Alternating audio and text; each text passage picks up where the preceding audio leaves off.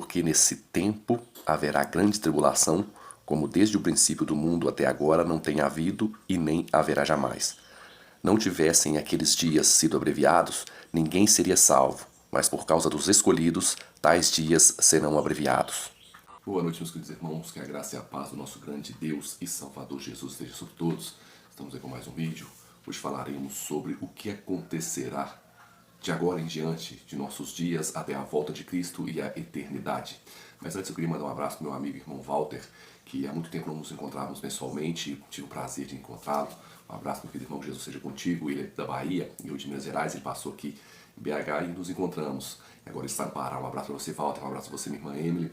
Um abração para o Luan, que Jesus abençoe a todos. Peço desculpa pela demora em gravar vídeos, esse vídeo será um vídeo feito meio às pressas, gravado de dia, talvez tenha algum barulho de fundo aí, eu peço perdão aos irmãos. E falaremos hoje sobre esse tema que é muito importante e muito mal compreendido. Para os irmãos entenderem, volta e meia aparece alguma pergunta aqui, mas Israel e a guerra de Israel tem alguma coisa a ver com as profecias em especial do Antigo Testamento?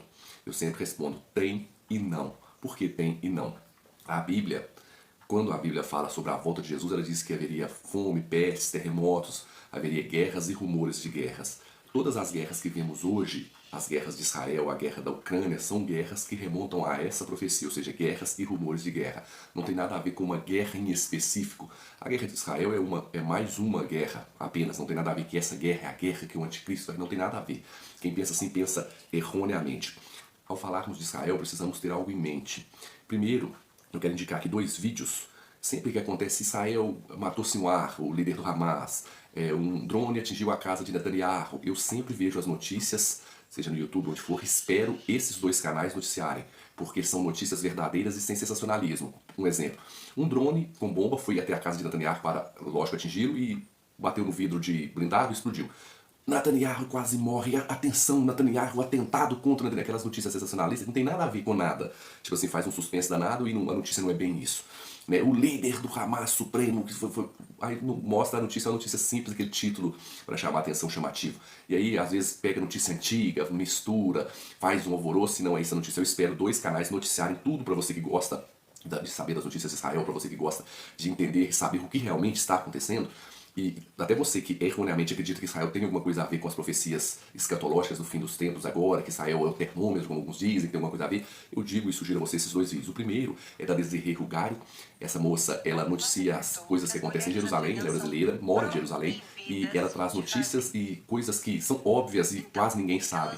Coisas sobre o Talibã, coisas sobre como o Irã age, a falta de humanidade dos terroristas e tudo. Desirê, notícias do canal dela, top, indico a todos. E o outro canal é o canal do Peter, é o canal Mundo e Revolução. O Peter, ele tem mais ou menos 3 canais aí, mas o que ele trata sobre a guerra da Ucrânia e de Israel é o canal Mundo e Revolução.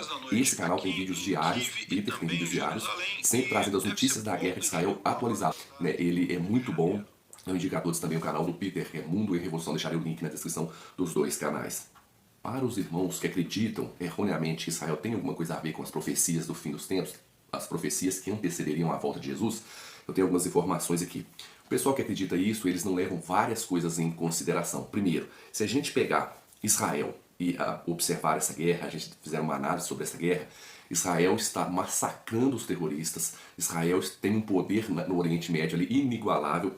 E quando a gente pega o mundo islâmico, alguns irmãos, não, o anticristo é o mundo islâmico. Eu nunca vi isso, o anticristo ser o mundo islâmico. A Bíblia fala, antes que venha a apostasia. O que é apostasia? Dois que andavam juntos, já fiz um vídeo sobre isso.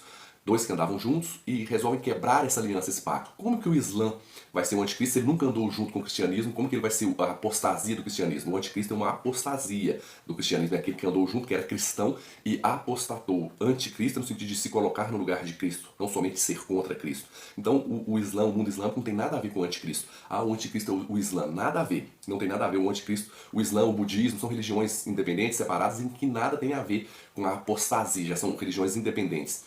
E quando a gente olha o homem da iniquidade, o anticristo, ele caminhou junto, ele era cristão e apostatou, né? Que Jesus não voltaria antes que viesse a apostasia. Então, isso aí já descarta o Islã. Mas, para aqueles que acreditam que o Islã tem alguma coisa a ver com o anticristo, analisemos algumas coisas. Se você juntar, pegar todo mundo islâmico, eu trabalharei com essas nomenclaturas, os islâmicos ortodoxos, que são aqueles que querem reverenciar Allah, a forma de dizer Deus, têm sua cultura, seguem sua vida normal, muitos deles trabalham. Israel tem pessoas que são seguidores do Alcorão e que estão lutando no exército de Israel, ou seja, são judeus muçulmanos, eles creem no Alcorão. Isso não tem nada a ver. Essa turma de judeus, os islâmicos, trabalhemos assim, os islâmicos ortodoxos, são pessoas gente boa demais, assim como os judeus, não querem problema com ninguém. Essa turma representa 90% do Islã. E o outro restante, 10%, são os terroristas. Esses terroristas representam 10%. Essa turma é complicado. Eles não têm moral nenhuma, inventam coisas que nem tem no Alcorão para justificarem suas atrocidades. Esse povo representa 10% do mundo islâmico total. Israel está aniquilou já o Hamas lá na faixa de Gaza, está invadindo o Líbano e aniquilando o Hezbollah, ou seja, eles não têm esses 10%, não têm poder nenhum contra Israel. Como que eles podem ser um anticristo? Se você juntar o mundo islâmico, o islâmico ortodoxo e os terroristas, 100% não é páreo para Israel. Israel, quando foi atacar o Irã, os Estados Unidos teve que intervir e falar assim, não, ataque com moderação. Se Israel quiser, Israel acaba com o Oriente Médio, destrói o Oriente Médio. Ninguém ali é páreo para Israel, ninguém. Nem os terroristas, nem o Islã ortodoxo. Ninguém é páreo para Israel. Por isso eu digo, como que eles serão o anticristo? Como que um povo que é insignificativamente menor em questão bélica que Israel vai ser o anticristo, sendo que Israel está destruindo todos eles? Não tem como. Para que eles fossem o anticristo, eles tinham que ter vindo do cristianismo, em primeiro lugar. Segundo, para que eles dominassem Israel, é preciso aí mais 500 anos para que eles tenham força para um dia serem maior que Israel. Então, não tem como, né? Ainda que junte todos, não tem como. Só os 10% aí, menos ainda. Então, não tem como. E eu acho interessante que o pessoal às vezes fala, quando fala de anticristo, a gente vê que o pessoal tem uma compreensão muito errônea sobre isso. A Bíblia fala sobre anticristo. E o anticristo, ele iria perseguir os cristãos, ele iria se colocar no lugar de Cristo e perseguir os cristãos por não seguir a doutrina dele, né, que são mandamentos de homens. E o que eu acho interessante é que esse pessoal que fala que o Islã é o anticristo, eles não se atentam aos argumentos. Quando a gente olha, o Islã terrorista está perseguindo quem? Os judeus, não os cristãos. Eles podem não gostarem de cristãos e tudo mais, mas estão perseguindo os judeus. E o que os judeus têm a ver com os cristãos para dizerem que a luta entre os terroristas e Israel tem alguma coisa a ver com a profecia da vinda de Jesus próximo da vinda de Jesus? Nada a ver. Eu nunca vi um anticristo que persegue judeu. Um anticristo que está perseguindo judeu. Então tem que ser um antijudeu. A Bíblia tinha que trazer os termos de antijudeu. E não tem como, meus irmãos. Se o mundo islâmico for um anticristo que não persegue em primeira instância os cristãos e sim os judeus. E mas é perseguir os judeus e depois os cristãos. Então teremos aí mais 1000 anos de mundo até Jesus voltar, até o Islã crescer e dominar para vencer Israel, que é impossível. Então teremos aí mais 1000 anos e podemos esperar 1000 anos para Jesus voltar. Porque eles são bem menores que Israel em questão bélica, em poder, em tecnologia, em tudo. Então, complicado. Um anticristo que não persegue os cristãos, perseguem os judeus. Né? É complicada essa ideia. E alguns ainda fazem comentário, que é um comentário ultra desembasado de Bíblia, que a Ucrânia, que a Rússia é o reino do norte. Que a Rússia é o reino do norte e tal. Meus irmãos, leiamos a Bíblia, voltemos para as Escrituras. Essa semana foi a semana ontem, foi o dia da Reforma Protestante. Estamos precisando de uma nova Reforma Protestante. Há muitas ideias e teorias que nada têm a ver com a Palavra de Deus. A Rússia sendo o reino do norte, a Rússia está tomando um sacode da Ucrânia. A Ucrânia está invadindo cada vez mais, ganhando território dentro da Rússia. A Rússia, o pessoal que trabalha com geopolítica está determinando ali mais um ano a Rússia quebra. A Rússia está falida, cheia de armamento velho, antigo, ultrapassado, não está dando conta daquela guerra e a Rússia é o reino do norte. Um reino do norte que só perde, eu nunca vi uma dessa.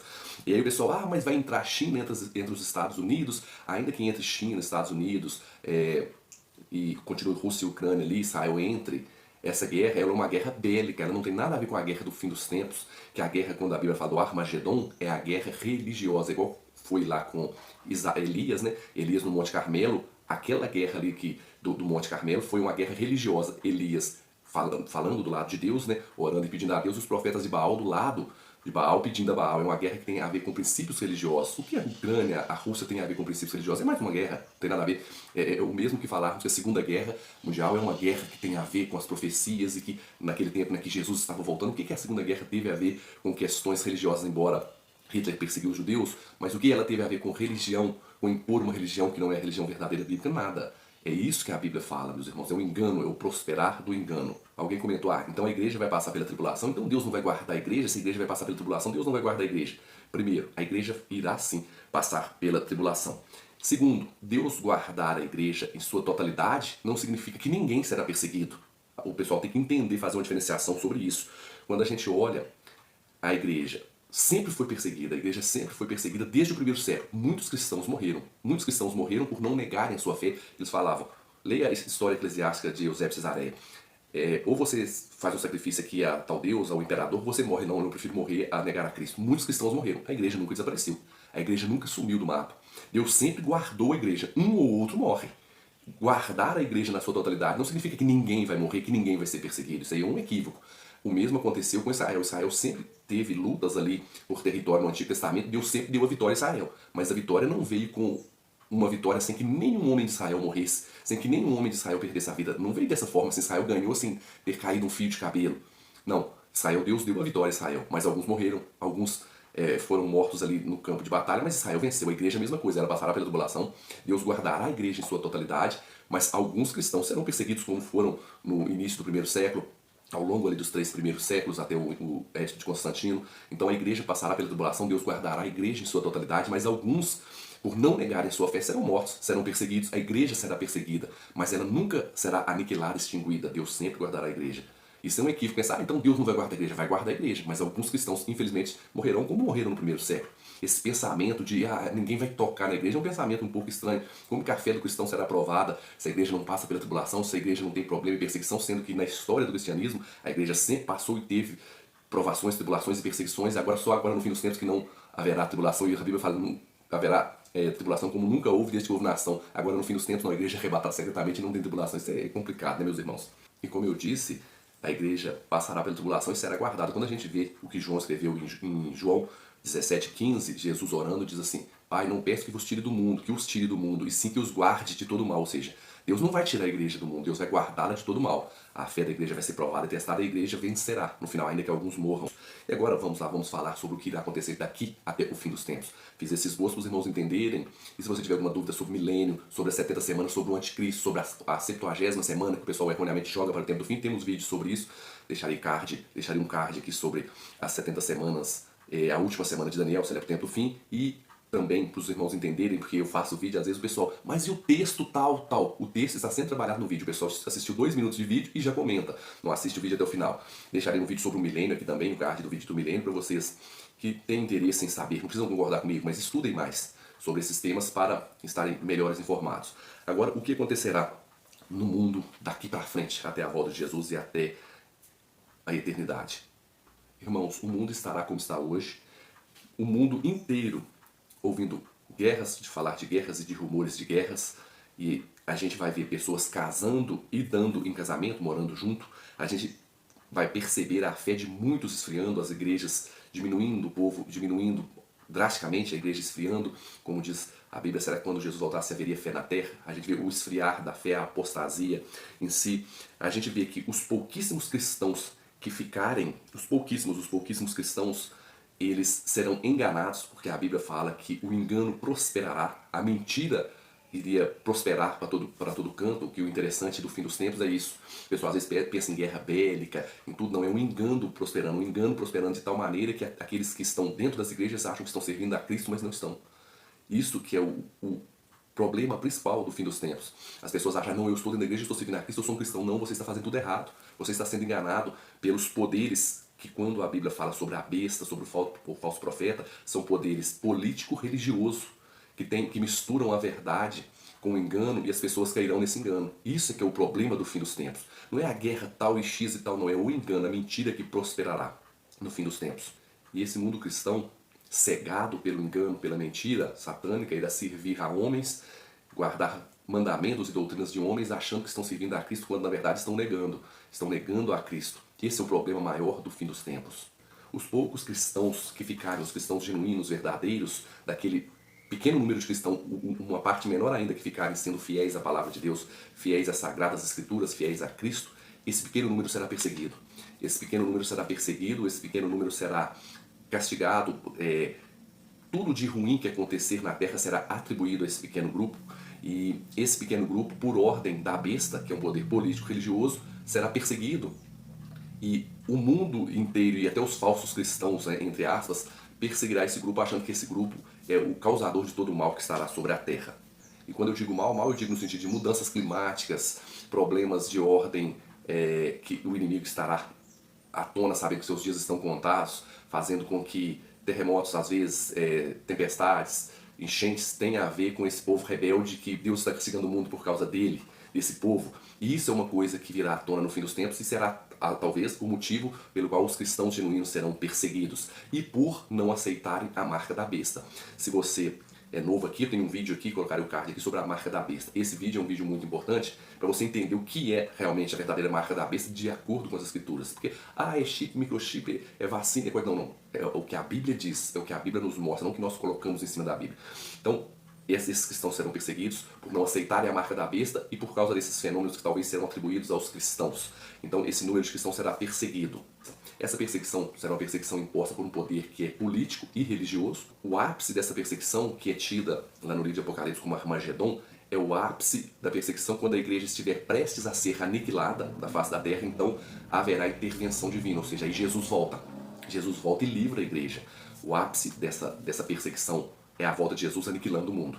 E antes de Jesus voltar, temos vários acontecimentos que devem ser lembrados, que essa guerra chamada de Armagedon, remontando lá Elias no Monte Carmelo, Ar é monte, né? Ar, monte em hebraico. E é interessante que lá tem um lugar que se chama em hebraico Armagedon. Aí você pega, é monte, é vale de Megiddo. Essa guerra é uma guerra espiritual, os que servem a Cristo e os que não servem. O poder dessa guerra não é poder bélico, aqueles que servem a Cristo estarão fiéis a Cristo, os que não servem estarão fiéis à besta, à imagem, tendo a marca da besta e achando que o outro lado é que é errado. Atribuindo coisas ao outro lado e perseguindo o outro lado, achando que o outro lado é que são servos de Satanás, sendo que eles é que são. Entendeu? O engano estará de tal maneira que essa perseguição é uma perseguição que ela tem a ver com religião, com fé, com o que a pessoa acredita e o que a pessoa guarda, baseado nas escrituras. Os fiéis a Cristo e a palavra de Deus serão perseguidos pelos aqueles que são fiéis a líderes religiosos, aqueles que são fiéis a doutrinas ou fiéis a esse sistema da besta que imporá a sua marca. E quando a igreja estiver prestes a ser aniquilada, Jesus volta. Só que antes disso, a gente tem que entender que um período que antecede a volta de Cristo é um período muito interessante. O Espírito Santo é tirado da terra. O Espírito Santo é tirado da terra e aí quem converteu, converteu. Quem não converteu, não converte mais. Imagine hoje, nós com o Espírito Santo atuando em nossas vidas, temos dificuldades de converter, de aceitar a Cristo, com o Espírito Santo nos conduzindo ao arrependimento. Imagine se o Espírito Santo for tirado da terra. Ninguém arrependerá e converterá mais. Aqueles cristãos verdadeiros e genuínos terá sim o Espírito Santo na vida deles. E eles farão milagres e obras semelhantes a de Atos 2, né? Que é o que a gente chama, teologicamente, não tem esse nome na Bíblia, é só de forma didática, de chuva serôdia, a segunda chuva, né? Que é a chuva que os cristãos verdadeiros farão milagres, farão maravilhas e serão acusados de não serem cristãos genuínos, serão acusados pelo outro grupo. E esses cristãos que estarão cheios do Espírito Santo serão perseguidos por aqueles que não mais terão o Espírito Santo, pois o Espírito Santo foi retirado da terra. E pouco antes da vinda de Cristo, o Espírito Santo já sendo tirado da terra, começa a cair as 7 pragas do Apocalipse. As 7 pragas do Apocalipse caem, e as 7 pragas eu não falarei aqui, mas elas estão associadas com um evento no céu, ou seja, a gente vê que o santuário celestial se enche de fumaça, houve silêncio no céu, ou seja, é um período que acontece eventos no céu. Esses eventos estão relacionados com a segunda vinda de Cristo e com o julgamento dos salvos da igreja que Cristo vem para buscar. Não falarei sobre isso aqui, mas para os irmãos entenderem. Esses eventos acontecerão no céu, o céu fica vazio, pois Cristo e seus anjos vêm para a terra para buscar o seu povo, só que esses eventos acontecendo em paralelo, ou seja, as 7 pragas caem após o Espírito Santo ser tirado. As 7 pragas caem e Jesus volta e salva a igreja. Quando Jesus volta e salva a igreja, aí temos vários acontecimentos que circundam a volta de Jesus. Quando Jesus volta, os mortos salvos ressuscitam, nós que estivermos vivos seremos transformados, receberemos um corpo glorificado para podermos contemplar a glória de Cristo, os ressurretos ressuscitarão em corpos incorruptíveis, e nós que seremos transformados e os ressurretos encontraremos com Jesus nos ares. E Jesus, com a sua glória e manifestação da sua vinda, aniquilará o anticristo. Ele aniquilará os ímpios, que é o poder da besta e do falso profeta, seus seguidores, né, o anticristo, todos ali são tidos como anticristo, aqueles que receberam a marca da besta. Esses serão aniquilados, fulminados pela glória de Cristo. E Cristo, ao aniquilar e fulminar, essa terra ficará toda em chamas, toda ardendo em chamas. E Cristo levará os salvos, os ressurretos e os que foram transformados para o céu para começar o milênio no céu. O milênio será no céu. Lembrando, que eu já disse sobre isso, o milênio é um evento entre 2 ressurreições, ou seja, a primeira ressurreição é quando Jesus volta. Jesus volta, ressuscita os justos, então ali começa o milênio. Então ele destrói, os ímpios destrói essa terra fica ardendo em chama, como diz em Pedro, essa terra fica toda ardendo em chama e nós passaremos 1000 anos no céu e a terra ardendo em chamas. E Satanás preso aqui na terra. O acesso dele ao céu foi perdido, né, quando Miguel e seus anjos o expulsou do céu, então ele não tem mais acesso ao céu, então ele ficará preso nessa terra sem ninguém para tentar durante os 1000 anos. E a igreja passará os 1000 anos com Cristo no céu. No céu, prestem bem atenção disso, o milênio não é um milênio de reino, como o pessoal fala aqui, indico, assistam um vídeo sobre o milênio. No céu a igreja participará de juízo. Quando a gente olha e analisa e faz um estudo detalhado sobre o juízo, a gente vê que a Bíblia fala que nós julgaremos os anjos. Paulo falando, vocês não conseguem resolver coisas mínimas aqui? Não sabeis vós que vós vão de julgar o mundo e julgar os anjos também? Ou seja, no céu iremos julgar o mundo e os anjos. Esse período do milênio a gente vai participar do juízo. É um período de julgamento. Nós iremos julgar o mundo e os anjos. Terminado esse milênio, essa parte de juízo, que é julgamento, a Nova Jerusalém desce aqui para a terra, com os salvos dentro dela. Na Nova Jerusalém descer, os ímpios são ressuscitados. Quando os ímpios forem ressuscitados, Satanás irá tentá-los novamente para invadir a Nova Jerusalém. E aí Satanás tentando e reunindo todos esses ímpios que serão como a areia do mar, que é dito que seria como Gog e Magog, que eram duas grandes nações ímpias inimigas de Israel no Antigo Testamento. Quando Satanás tentar todo esse povo a invadir a cidade santa, a destruir a cidade santa, cai fogo e enxofre do céu e os consome. E aí cada um será julgado segundo a sua obra, como está lá em Apocalipse 20. E aí, feito isso, começa-se a eternidade aqui na Terra. Ou seja, e aí aqui na Terra, o paraíso será aqui na Terra. Aquilo que era para acontecer lá no Éden, aquele paraíso perdido por ocasião do pecado, será aqui na Terra. Aí assim iniciará um Éden aqui na Terra, um paraíso aqui na Terra, sem mal, sem sofrimento, sem morte, sem tristeza, sem nada. Ou seja, a eternidade será aqui na Terra. O paraíso será aqui na Terra, um milênio no céu. E aí a gente vê que a partir da ressurreição e morte dos ímpios ali que tentaram invadir a Nova Jerusalém, começa-se a eternidade e viveremos um mundo de paz, um mundo de bênçãos, um mundo sem sofrimento, sem morte, sem nada. Alguns teólogos aplicam aqueles textos de Isaías que o leão e o cordeiro pastarão juntos e os dois pastarão juntos, comerão palha, que juntos esses textos são aplicados no período da eternidade, no período que é quando a Nova Jerusalém já desce para aqui. Só que antes também, eu esqueci, de chover fogo, enxofre e consumir os ímpios que tentaram invadir a Nova Jerusalém, acontece o que está lá em Mateus, que todos reconhecem que Jesus é Deus, todo joelho se dobra e Deus separa uns à direita, que são os perdidos, os à direita os salvos, os à esquerda os perdidos, e cai fogo e enxofre do céu e os consome. E aí começa a eternidade aqui na Terra. E viveremos um mundo de paz e de bênção, um mundo que não tem choro, não tem sofrimento, não tem nada de tristeza, e viveremos o que era para ser vivido no Éden, que fora perdido por ocasião do pecado. E aí sim viveremos nesse mundo, que é um mundo que não conseguimos nem imaginar. É um mundo que eu desejo para mim, para cada um dos seguidores do meu canal. Tem os críticos também do canal, sempre oro para os críticos, os que xingam, os que falam mal do canal, sempre oro por vocês também. Que Deus possa nos conduzir a Ele, a servir a Ele plenamente, não cairmos nos enganos dos últimos dias, de acharmos que o anticristo é um homem, é um poder. Às vezes o pessoal está esperando um anticristo, como os judeus esperaram Cristo, né? Esperando Cristo, os eventos acontecendo, Cristo lá fazendo milagre. Não estamos esperando o Messias. Cristo veio, morreu, ressuscitou, fez a obra da salvação, foi assunto aos céus, e o pessoal ainda está esperando o Cristo. Tem gente aí que o anticristo já opera, Paulo fala que o homem da iniquidade já opera, e tem gente esperando o anticristo, né? O mistério da iniquidade já opera.